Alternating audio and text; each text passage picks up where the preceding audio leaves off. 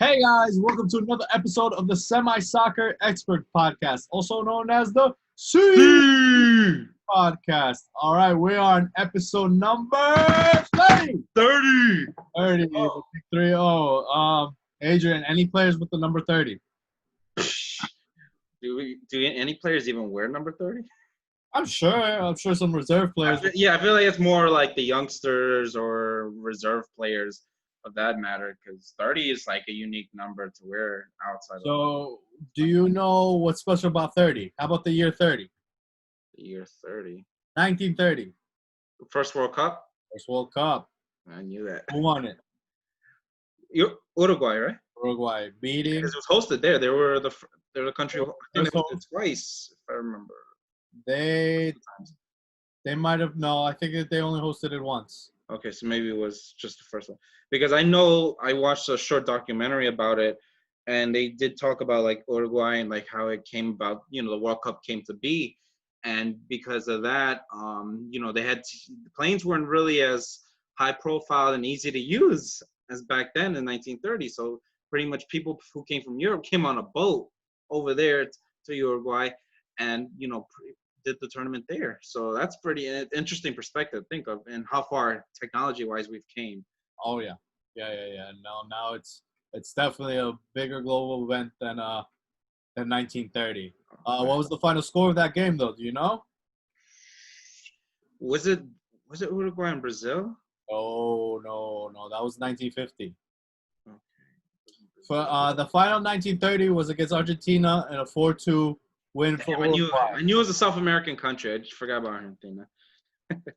All right. So, where today is June 11th. We're still in coronavirus pandemic. Things are starting to ease up. Hopefully in New York. New York City just entered phase 1. Upstate New York is I think on phase 3 actually.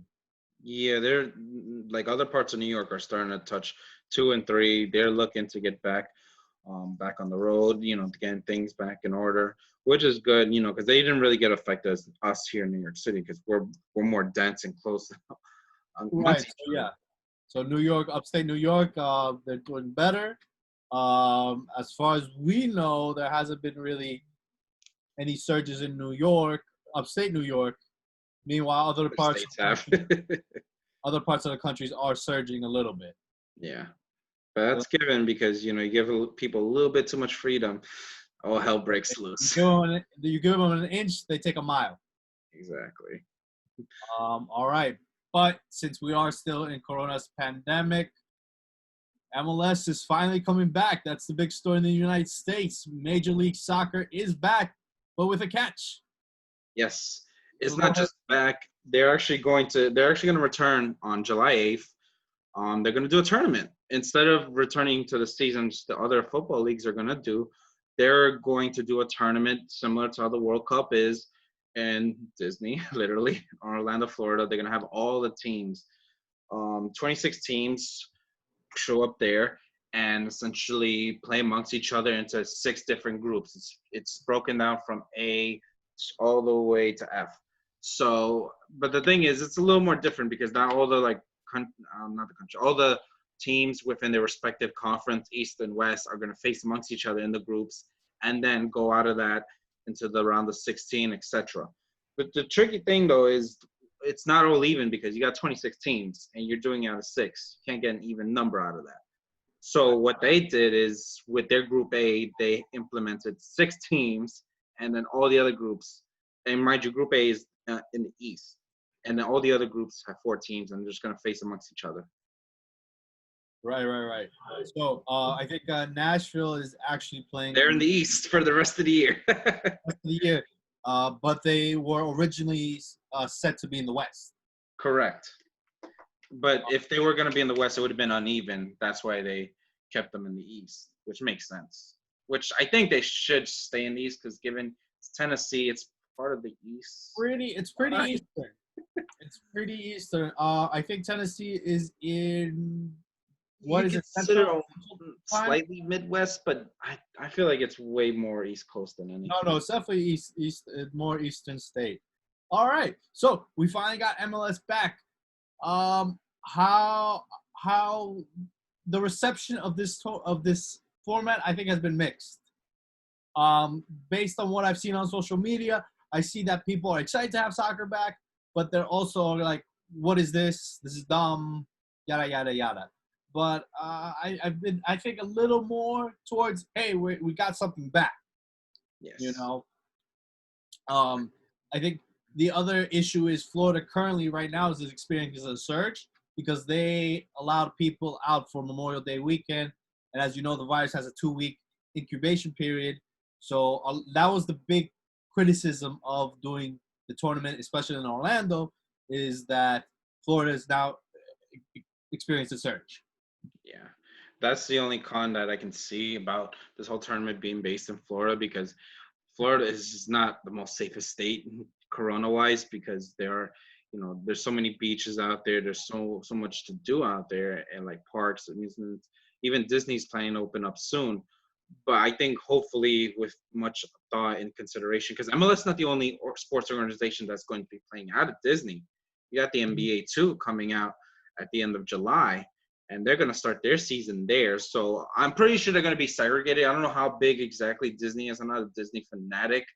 I'm just, I just watch Marvel for most part. But overall, Well, I think it's still something that should be talked about and should be discussed. And hopefully MLS has a foolproof plan. But mind you, we're talking about the MLS. So, it's just like a lot of consideration you have to put in, and a lot of thought, and just hoping that everyone is safe during this time. so there is a lot, like you said, especially in terms of the segregation between NBA players and staff and MLS players and staff. So the thing right now is in Florida, everything's very relaxed, right? But now, if you think about the two headquarters of both leagues, they're in New York City, where the regulations are relaxed. On top of that, you have owners who are scattered across the country and some across the world, well, of these major league teams. So you have the league offices saying one thing, you have owners that might say a different thing, and then you have the state of Florida that looks like they don't care. Um, so speaking of the actual facility wise, I think it's the ESPN. Studio? No, it's not. It's not the studio. It's called some It's a ESPN World of complex, I Sports. think. ESPN World of Sports. That's what it is. I'm pretty sure that's what it's called. ESPN World. It's a huge complex. It's Hmm. a massive, massive complex because you have the soccer fields, you have the NBA courts, you have baseball diamonds, you have tennis courts. It's a massive sporting facility, and the fact that ESPN is going to have, full access to the MLS and the NBA is crazy. I think MLS was already on ESPN. NBA, on the other hand, was not so much because I think their rights are split between TNT, right? And was it Fox Sports? No, it's not Fox Sports. NBA is TNT. NBA is also on TNT. TNT, Yeah. ESPN, and there's one other channel, I think, ABC. Yeah. Well, yeah. Which ESPN is, and ABC are the same. but going back to what you said about the segregation, I don't see it so much as a problem. I feel like more the individual is going to go and might mingle with somebody else. I think that's more of the concern there. But I think it should work fine. I don't see it being a problem because, again, especially all of these players are being tested. All the staff is being tested. I don't think there was no major news of an MLS player testing positive for coronavirus, was there? No, not that I know Not of. that I can remember. I know there were the players from the NBA, from the Utah Jazz that tested positive, and I'm sure by now that they're pretty much good to go. Yeah. And the other thing too, with the NBA also returning back, the positive thing is because their season was coming to a close, they're not going to have all the teams, going to Disney. They're just going to finish out the season with the teams that are bound for the playoffs, and whatever teams that are left, like for that eighth spot, who can qualify are being invited to join over there. So you are limiting some of the teams out there. I didn't know that. I didn't Yeah, know. yeah. So I think that's the whole thing with the NBA. They're like before this whole thing went down, they were really close to the playoffs, like a week or two away from entering the playoffs. they were 2 weeks And away from yeah, playoffs. yeah, exactly. So with the NBA, you have like 8 seed teams in the West, 8 seed teams in the East, and because of that, they were trying to gather as much teams they can so they can finalize the season there. But they just thought like, hey, we'll just bring in like 1 or 2 teams who have a chance of qualifying for the eighth spot to be invited as well, and they're just gonna do like regular games there in Disney just to conclude, and then take off with the playoffs right after. I feel like it's going to be a really exciting time, It honestly. is, this is a unique situation, and like pretty much like your shirt, the Copa America Centenario. This is a very unique situation that we're probably never gonna see again because you're gonna because of this pandemic, you're causing MLS and NBA to play literally in the same facility. Probably more than likely MLS is gonna be outdoors and NBA is indoors.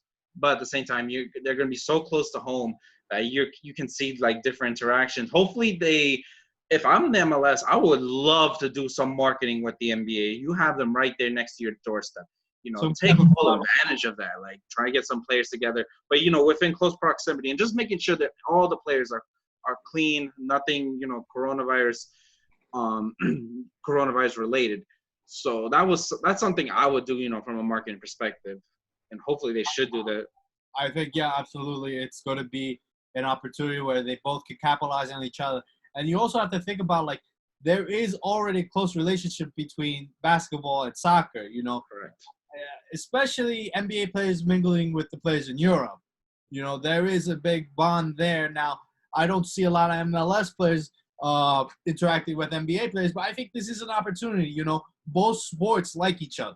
Yep. It's not like they embrace each other. There's a common brotherhood, I would say. You'll see Neymar plenty of times at courtside at a Knicks game or whatever, and then you have Michael Jordan sponsoring PSG.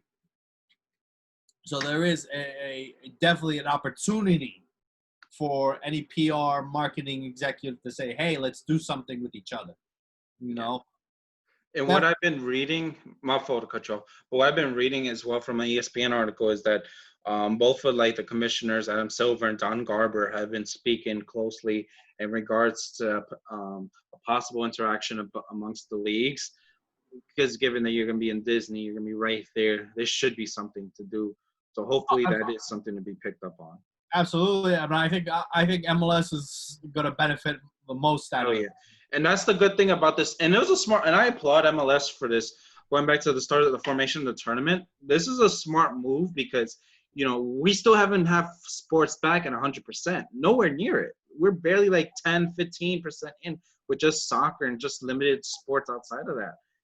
With this whole tournament and given that it's a World Cup feature to it, I feel like this is going to benefit MLS a lot, and that's featured on ESPN because you're going to attract not just like your regular fans and everything. You're going to attract a lot of casuals, and hopefully with that you get a lot of traffic and potentially. And I was speaking with Marco yesterday. It's like the Yanks sure love a fucking tournament, so they might have like find a team that they might want to select. May not be their local team, but a team that'd be like, hey, this team is cool. Like, I want to pick it. Hopefully they win, etc. So I feel like that's something that, should really be thought of and hopefully is a benefit thing for MLS too. You're right. I think we also have to think about that there is no other sports going on right now in the United States. Baseball is nowhere near reaching an agreement with the players. The owners are nowhere near they're still at a standpoint with the players, so they're not going to come back anytime soon. I haven't heard anything about hockey. I think hockey is going to come back because, like the NBA, they have the same type of schedule. Right. So I think they're going to return for the playoffs and then run that off and end the season as is. NFL is looking like they're going to return because they're good. They don't have to return back to like July. Well, July is coming up soon, but like August when their camps start up and everything goes into fruition. They're definitely not going to be playing in the full stadiums. No fans. I don't think any fans till at least September, October. So, but going back to that point is that since there is no other thing to watch, the casual American is going to have to watch some soccer. Then I had to watch some good footy on the telly. Again, but I think MLS starting up, it's a good thing. We'll see how far it gets, especially since Florida is surging. Yeah. I would hate to see that because of what's going on in Florida that they have to shut down again. Same thing with the NBA. My understanding with the NBA is that they're going to finish the playoffs and then roll right into the following season. It's going to be interesting because, like I said, NBA is going to start like end of July, early August. By the time playoffs playoffs go from like at the end of March into April all the way till June. So it kind of makes sense because if you're doing it like that and they do the regular schedule, it'll go from August to like September, October. They're still going to do like 5-game, 7-game series. Yeah, that's what I'm saying. So considering how they're gonna do that, I think, and that's my thing too, because MLS is doing their tournament and they're starting the season up after that, which is fine and dandy. But I feel like given the tournament you're doing, I hope they don't go with the full season. They just pick up the season from where they're supposed to play around that time in like August when it's supposed to wrap up, because they can't do a full season after that, which should make sense because, there's so many games that these guys can play, and doing a whole tournament, I feel like after the tournament finishes, they should get at least a week or two off to, strengthen, recover, rest, and all that, and then go full strength on for the rest of the season. Absolutely, 100%. No, the players need some rest. The staff needs rest. Yeah, because it's not going to be easy. They go straight through, because if they go straight through, especially with the NBA as well, considering with the playoffs and the finals. For example, the Lakers, go all the way to the finals, and then they win it. And then they start the season like 2 weeks later. There's going to be a lot of fatigue and a lot of injuries. That's the other thing that I think is going to be a con, because you got a whole season, like 81 games right after you just played throughout the whole summer. You didn't get rest. Granted, we were off during this whole coronavirus thing, but, I think there's just a limit how much the human body can do from playing. Like, it'll be like a whole year straight, essentially. Absolutely. All right. Anything else regarding MLS? Going back. Did you see who was in the groups? I saw the group of death. I think it was LA Galaxy, LAFC, Portland, and Houston all together. Yep. That's pretty tough. I didn't see which one the Rebels. I didn't really look at the groups. I haven't gotten a chance to look at them. No, it has like the group stages itself is very interesting because they like NYCFC is with the whole group of 6. So, and that was my confusion about when they had that one team of that whole group of like 6 teams all in one. But I think they broke it down to a way where each team plays 3 different teams, and it benefits every team because one team does not play an extra team or one lesser team. So I think they found the schematic in that, which is fine. But I also think it came down to a vote between the owners and the GMs. There's definitely, there's pros and cons of having six teams. You have more games to play, more chances to gain points, but then obviously more chances to lose. Yeah. It really depends on how you see it. It's funny they throw NYCFC into that group because they're the only ones who still don't want to get a damn stadium. Seriously, yeah, because they're with Orlando, Miami, Philly, Chicago, and Nashville. So that's 5 different teams. And the other local team, the Red Bulls, it can be considered a group of death too, because they're with Atlanta, Cincinnati, and Columbus. So that's a pretty death. That can be. Columbus is, always terrorizing them. Atlanta is Atlanta. Cincinnati, okay. Atlanta is the only dark horse there. Only dark horse. Cincinnati is okay. But Columbus Crew, though, you can't knock them out. All right, but anything else regarding MLS? I haven't seen much news. Didn't they do the draft too during the whole? No, they did the baseball draft. I seen that. It was the baseball draft. Yeah, I know the baseball draft was yesterday. All right, so leagues are starting up. La Liga just started today. Yes. during this recording, I was able to before this recording, I was able to see Sevilla against Real Betis, 2-0 to Sevilla. Pretty interesting game. You could tell like a lot of these players like they're not match fit yet. And by that is what I mean is like a lot of these players, granted they're on the same team, they know some of the players, they've been, doing practice sessions, all that. But a lot of them are rusty. A lot of passes are not like, very precise and everything else that goes along with it. And I think that's the struggle that we're gonna see. Germany too, you can tell when they started back in the Bundesliga, but I think they're starting to get a niche on it.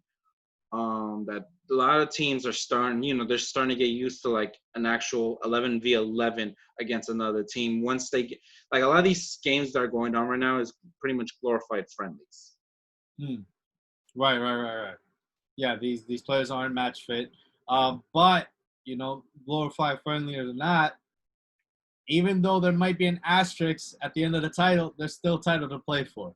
Yeah. I think, when is the EPL supposed to start? Next Thursday. Next Thursday, right? Manchester United versus Tottenham. Versus Tottenham?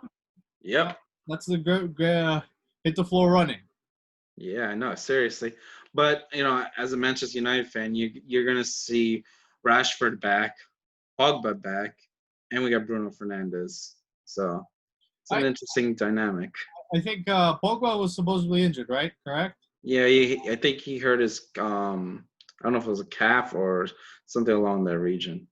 I think this was for many teams, a blessing in disguise. You have a lot of players that were injured. I know Barcelona had a lot of players injured. Luis Suarez, I think, was just Suarez is on the mend. He's almost back. He's on the right. He's almost back. Dembele was also ruled out for like 5 months. I think he may have a month left. And same thing from Real Madrid, Marco Asensio. He was on the beginning of the season, and he's on his way back as well. All right. He tore his ACL in the beginning of the season? Yeah, he did. But there's a lot of news, and the commentators were saying Asensio is looking to be almost 100% back already, surprisingly. Yeah. No, but yeah, again, very blessing in disguise with these teams.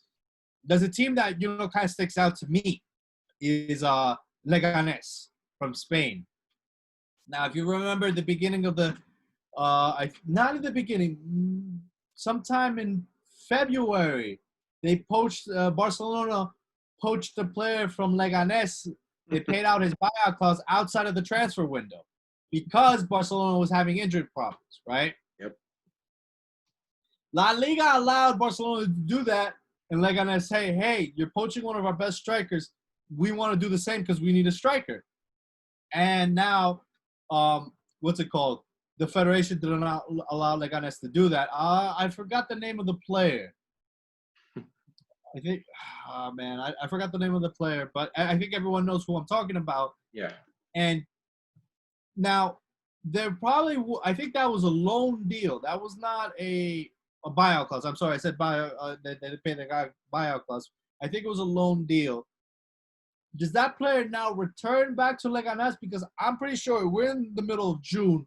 The season normally would be a month done by now. Does that player return, or does he have to play out the La Liga season, which might last until what, August? I think they're saying. Yeah, because La Liga starts back in August, like early August. So this is the name of the player, Martin Brainwife. I'm probably butchering his name, but yeah. So that was the situation. He was pretty much a last minute buy after going to Barcelona. He was a buy. He was a buy, or was a loan deal?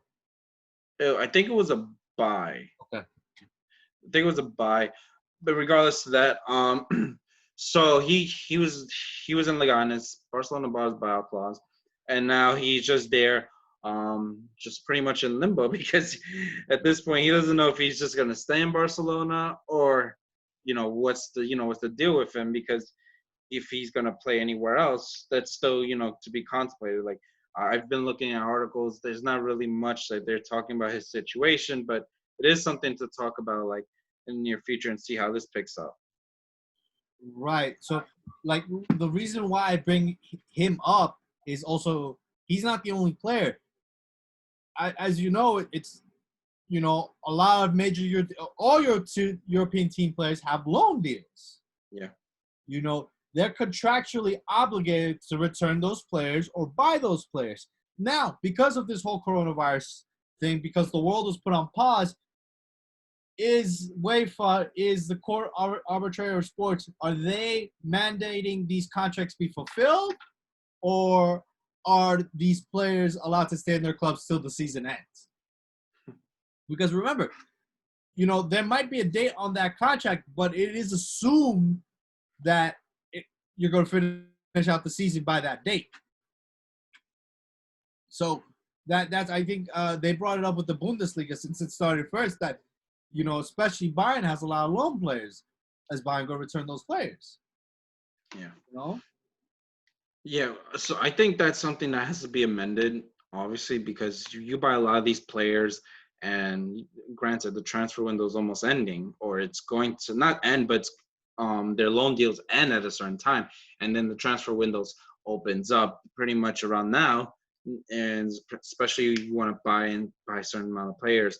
But it's so tricky, especially because you're dealing with Europe, and so many different leagues open up, and they were starting their play at certain different times. So you don't know when the last league is going to finish up their season. We don't know as of yet, because we're in the middle.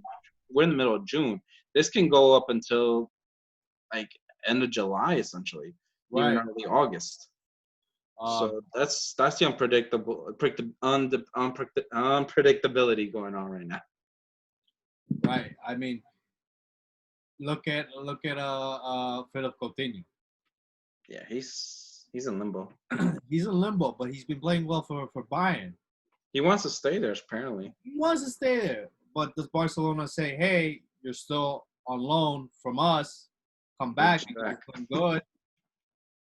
Or does he stay because he's been staying longer past the contract, and is the contract broken now? There's a lot of things that need to be addressed. I think they might have probably his agent and team probably got together and just did an extension of his current loan deal. And I think that's what's been going on right now with a lot of players and their current, loan deals. It's because, since the season has been going on, a lot of the players that have been loaned out, for example, at Manchester United, we had Igalo. He was a loan because we couldn't buy him in time because it's so last minute.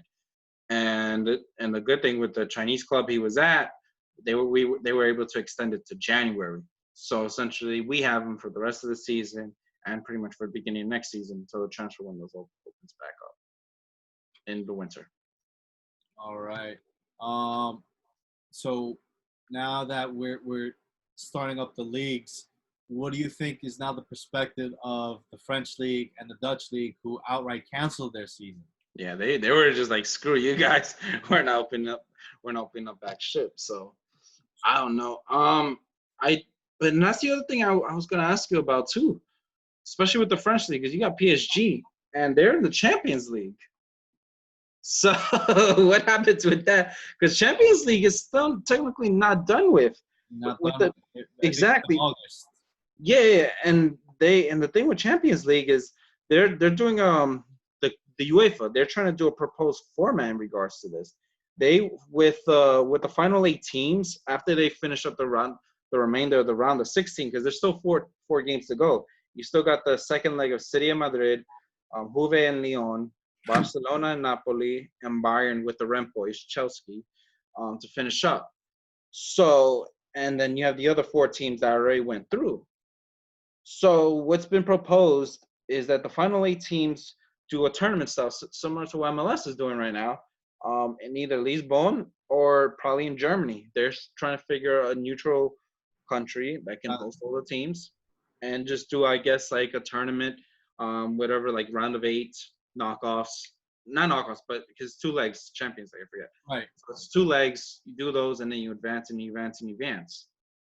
So if you're PSG and you haven't played a single league game at all, what the fuck happens when they call up for Champions League? Well, it's a pro and a con, because if you think about it, they have all this time to prepare just for Champions League.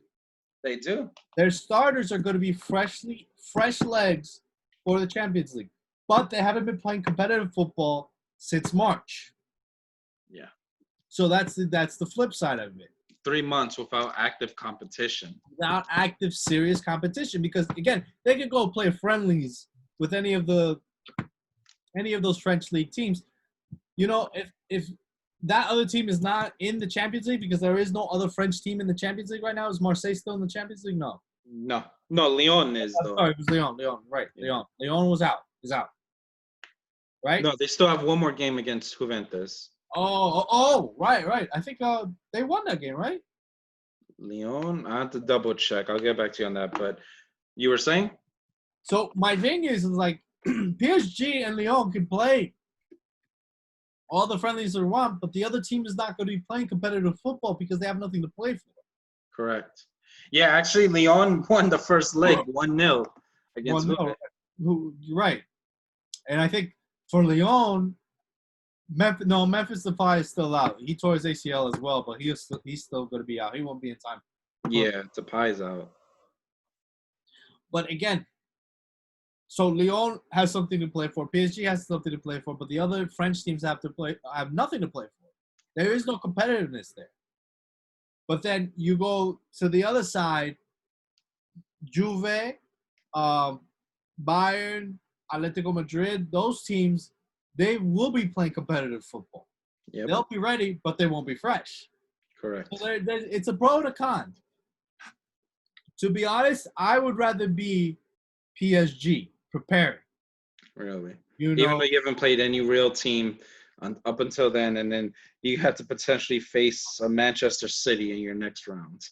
I think it would be much better if they do proper training, proper tactics, if they do everything right, because they have time. They do. You know, time is like an invaluable asset. If you have time, they can do it. Not to say the other teams, they just have to scrimmage against each other like fucking crazy, though. That's the one thing.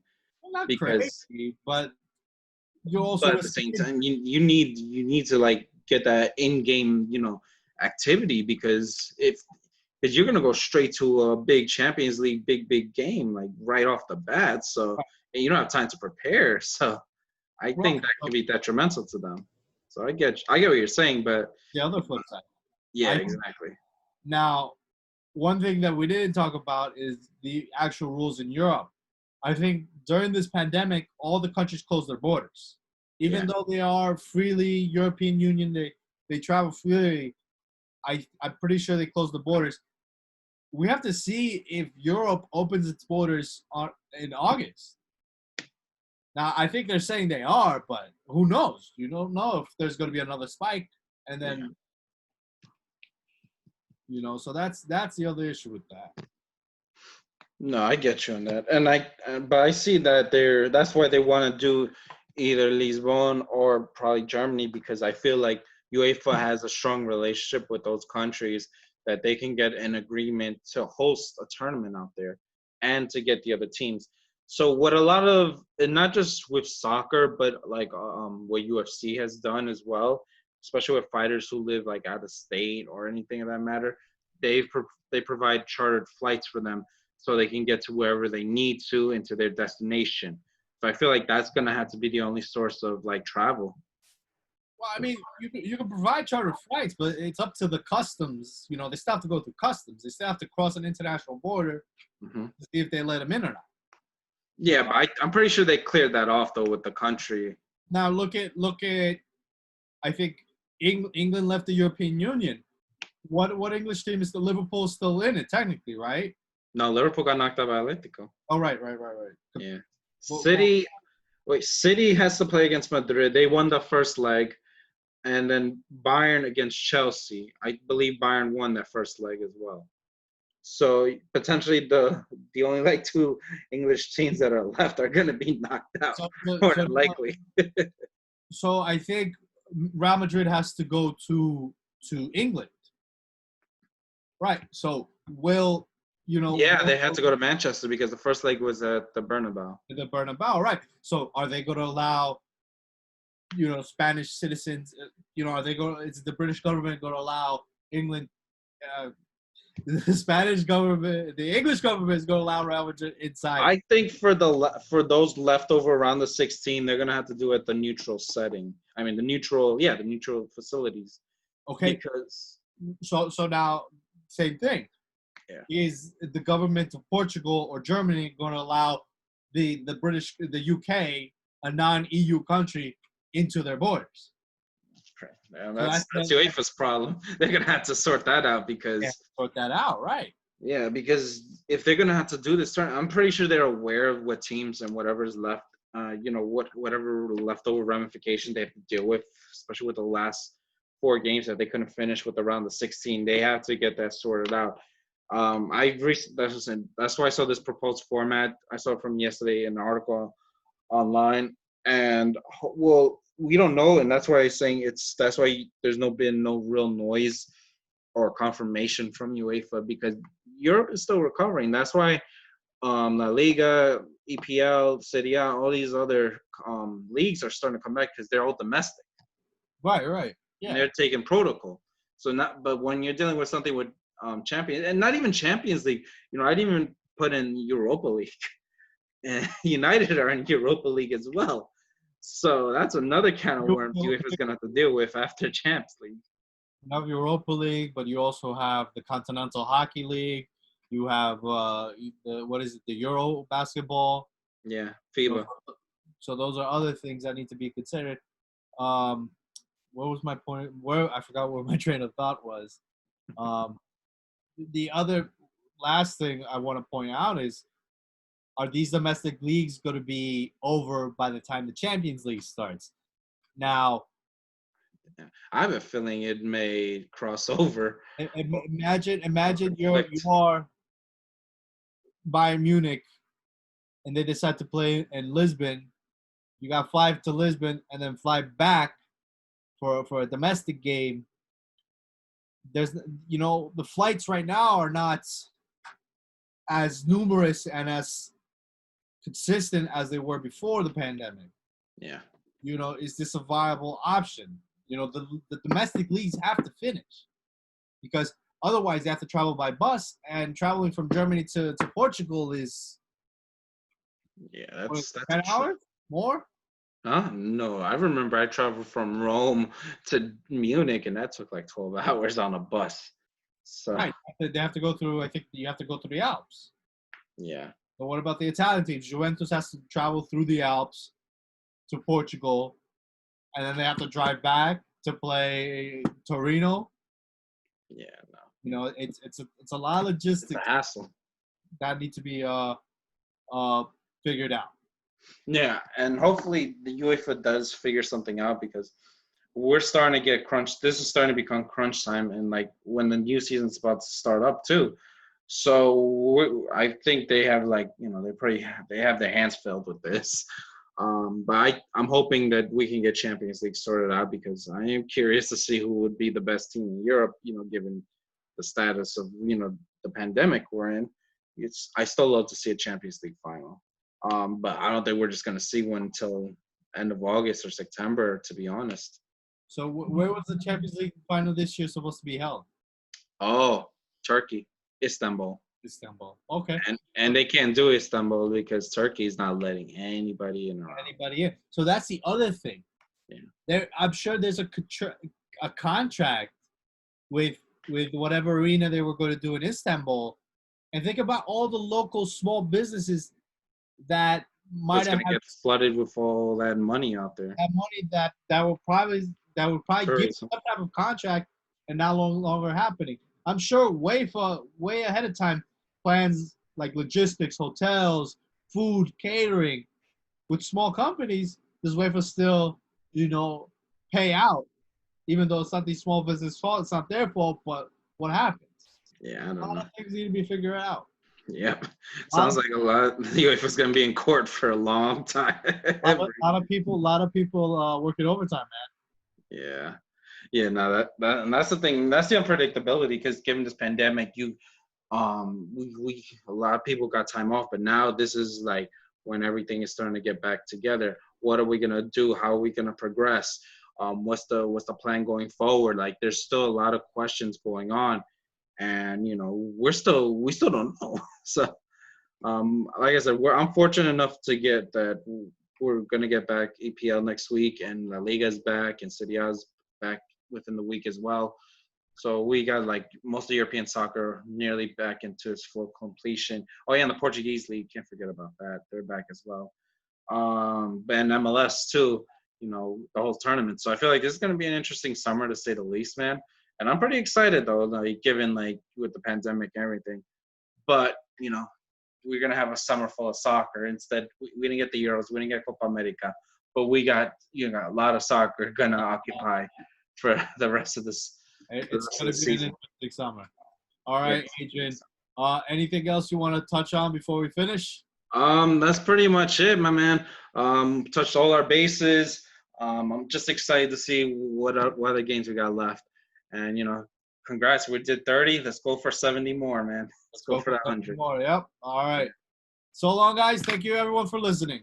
Likewise. Thank you, everyone.